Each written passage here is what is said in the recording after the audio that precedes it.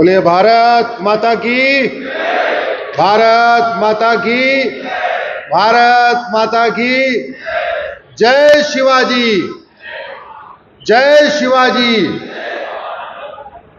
सबसे पहले गुरुदेव को नमन करता हूं, आप सबको प्रणाम करता हूं।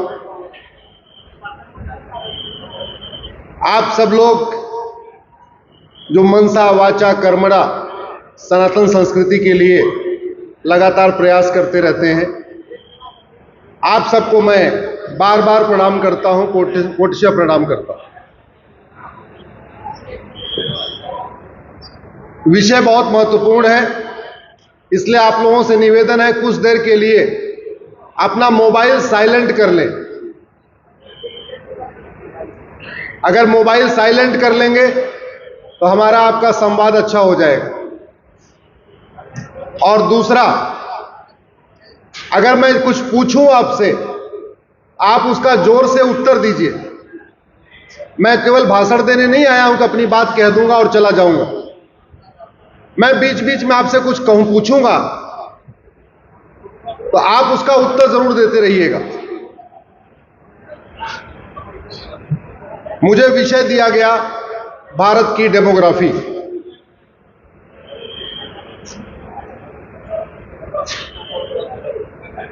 जहां से माता कैकेयी आई थी, उस राज्य का नाम था कैकेय। अब उस कैकेय को पेशावर कहते हैं। जहां से माता गांधारी आई थी, उस राज्य का नाम था गांधार। अब उसको अफगानिस्तान कहते हैं। जहां पे आचार्य चाणक्य प्रोफेसर हुआ करते थे, जहां पे तक्षशिला यूनिवर्सिटी थी, उस स्थान को अब रावलपिंडी कहते हैं। हम लोग बार बार कहते हैं कुछ बात है कि हस्ती मिटती नहीं हमारी, जबकि सच्चाई तो ये रही पिछले 1000 साल में हमारी हस्ती भी मिटती रही, हमारी बस्ती भी मिटती रही, और हम इस गफलत में रहे कि कुछ बात है कि हस्ती मिटती नहीं हमारी। दूसरा, एक लगातार झूठ परोसा गया, मजहब नहीं सिखाता आपस में बैर रखना। स्कूलों में पढ़ाया जाता है, सरकारी स्कूल हो, प्राइवेट स्कूल हो, सीबीएसई बोर्ड का स्कूल है, महाराष्ट्र बोर्ड का स्कूल हो, हर जगह बच्चों से एक गाना गवाया जाता है, मजहब नहीं सिखाता आपस में बैर रखना। अगर मजहब बैर रखना नहीं सिखाता है तो पूरी दुनिया में अशांति क्यों फैली हुई है? जब तक सनातन संस्कृति थी तब तक गंधार शांत समृद्ध खुशहाल था। सनातन खत्म हुआ, वो कंधार बन गया, अब वो अशांत है। जब तक सनातन संस्कृति थी कुंभा शांत समृद्ध खुशहाल था। जैसे वहां सनातन संस्कृति खत्म हुई, मजहब वहां आगे आया, वो काबुल बन गया, अशांत है। जब तक सनातन संस्कृति थी तब तक पर्शिया शांत समृद्ध खुशहाल था। जैसे वहां सनातन खत्म हुआ, वो ईरान बन गया, अब अशांत है। सनातन संस्कृति थी, कैकेय शांत समृद्ध खुशहाल था। सनातन संस्कृति खत्म हुई, वो पेशावर बन गया, अशांत है। सनातन संस्कृति थी, बाल्हिक शांत समृद्ध खुशहाल था। सनातन संस्कृति खत्म हुई, वो बल्ख बन गया, अशांत है। कंबोज अशांत है, सुवास्तु अशांत है, रावलपिंडी अशांत है, तुर्की अशांत है, यमन अशांत है, कांगो अशांत है, ईरान अशांत है, इराक अशांत है, सूडान अशांत है, इजिप्ट अशांत है, सीरिया अशांत है, बांग्लादेश अशांत है, फिलीपींस अशांत है, सोमालिया अशांत है, पाकिस्तान अशांत है, नाइजीरिया अशांत है, तजाकिस्तान अशांत है, अफगानिस्तान अशांत है। और अशांत इसलिए है क्योंकि वहां की डेमोग्राफी बदल गई। भारत में 28 राज्य हैं, 8 केंद्र शासित प्रदेश हैं, टोटल हो गए 36। इस 36 में से 9 राज्यों की डेमोग्राफी बदल चुकी है 9 राज्यों में न कोई कथावाचक बचा, 9 राज्यों में कोई संत नहीं बचा, 9 राज्यों में हमारे मठ मंदिर नहीं बचे, 9 राज्यों में कोई भगवान का नाम लेने वाला नहीं बचा, 9 राज्यों में न वैष्णव बचे, 9 राज्यों में न शैव बचे, 9 राज्यों में न शाक्त बचे, 9 राज्यों में न कोई कथा करने वाला बचा। सब कुछ 9 राज्यों में खत्म हो गया। भारत में 800 जिले हैं, 800 में से 200 जिलों की डेमोग्राफी बदल चुकी है, यानी 25% जिलों की डेमोग्राफी बदल चुकी है।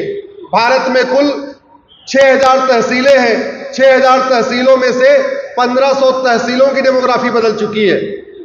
भारत के बॉर्डर पे कुल 300 तहसीलें हैं, 300 की 300 तहसीलों की डेमोग्राफी बदल चुकी है। इसका मतलब 100% तहसीलों की डेमोग्राफी बदल चुकी है।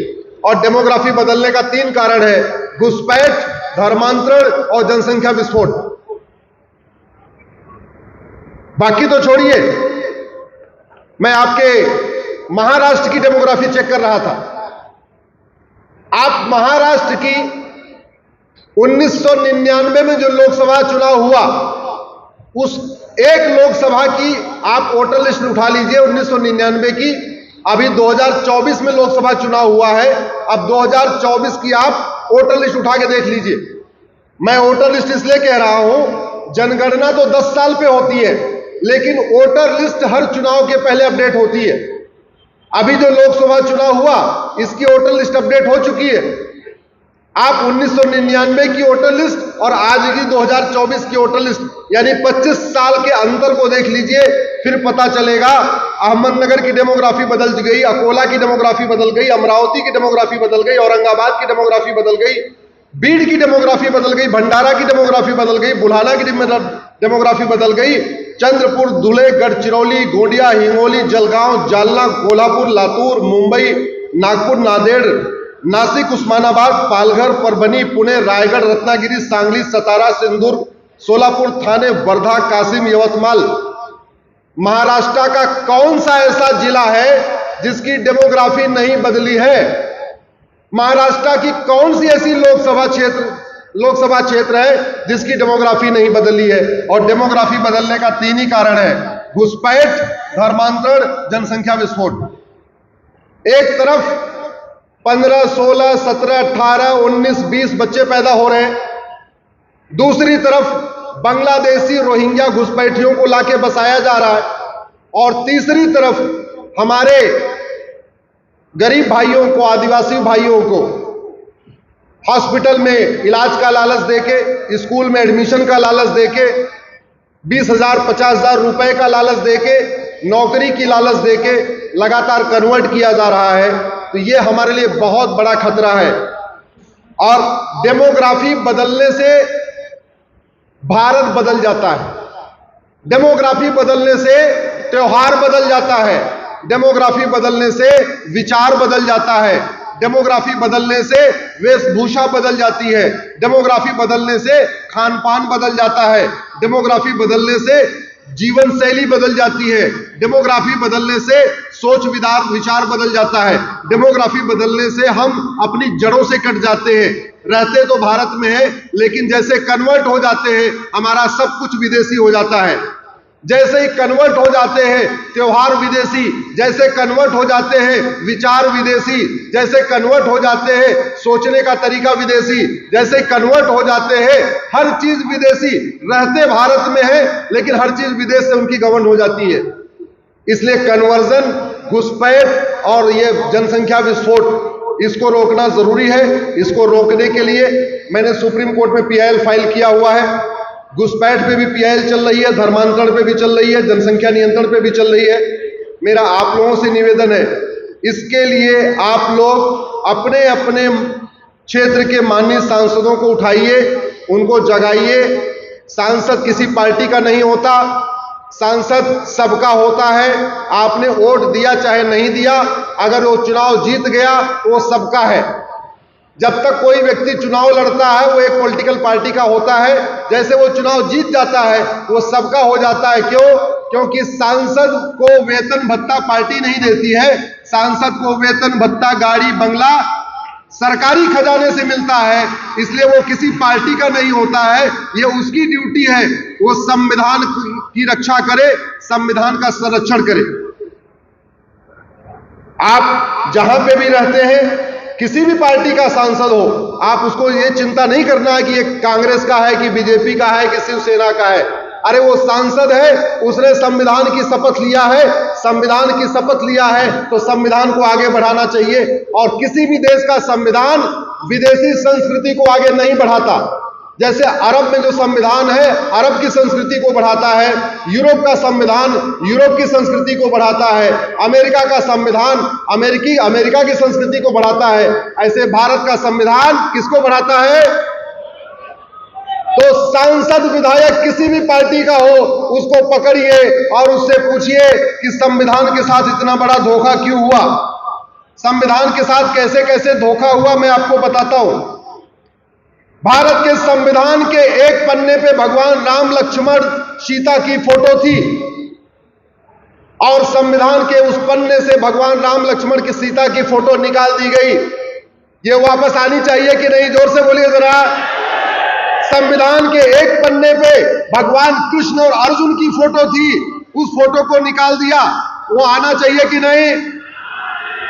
संविधान के एक पन्ने पे भगवान महावीर और गौतम बुद्ध की फोटो थी, वो फोटो वापस आनी चाहिए कि नहीं? संविधान के एक पन्ने पे सम्राट अशोक और राजा विक्रमादित्य की फोटो थी, उस फोटो को भी निकाल दिया, वापस आना चाहिए कि नहीं? संविधान के एक पन्ने पे छत्रपति शिवाजी महाराज की फोटो थी, गुरु गोविंद सिंह की फोटो थी और उस फोटो को भी निकाल दिया, ये आना चाहिए कि नहीं? मैं महाराष्ट्र के सभी आप लोगों से निवेदन कर रहा हूं, आप अपने अपने सांसद को पकड़िए और उसको बोलिए चैप्टर 15 के पहले जो छत्रपति शिवाजी महाराज की फोटो थी वो कब आएगी? जब तक नहीं आएगी आप उसका बायकॉट करना शुरू करिए, उसको पकड़ना शुरू करिए, उसको फोन करना शुरू करिए, एसएमएस करना शुरू करिए। जब तक आप एक बार एकत्र होकर आवाज नहीं उठाएंगे तब तक फोटो आएगी नहीं। संविधान के एक पन्ने पे हमारा गुरुकुल बना हुआ था, संविधान के एक पन्ने पे हमारा गुरुकुल बना हुआ था, संविधान के एक पन्ने पे नालंदा विश्वविद्यालय बना था, संविधान के एक पन्ने पे राजा भगीरथ की फोटो थी, संविधान के एक पन्ने पे नेता सुभाष चंद्र बोस की फोटो थी, संविधान के एक पन्ने पे रानी लक्ष्मीबाई की फोटो थी। और वो सारी की सारी फोटो गायब हो गई और गायब करने वाला एक व्यक्ति, नाम लेके बताऊं क्या? हमारे चाचा नेहरू।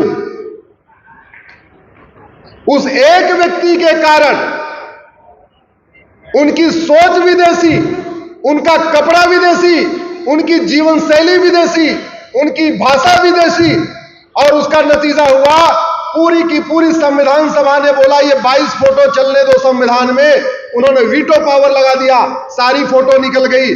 आप लोग एक साथ उठा के बोलिए हमारे संविधान की वो सारी फोटो आनी चाहिए।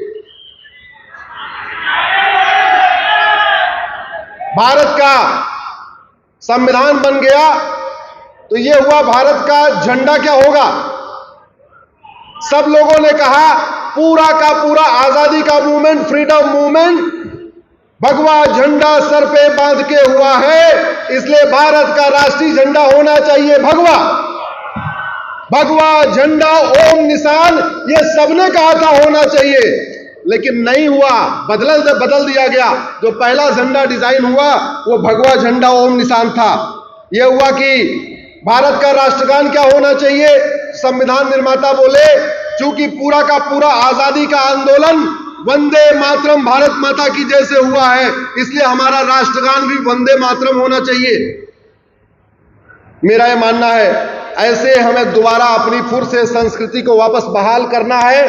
हमें जातियों में नहीं बंटना चाहिए, भाषा के आधार पर नहीं बंटना चाहिए। और मैंने फिर से कहा, सांसद किसी पार्टी का नहीं होता, चुनाव लड़ने तक वो किसी पार्टी का होता है।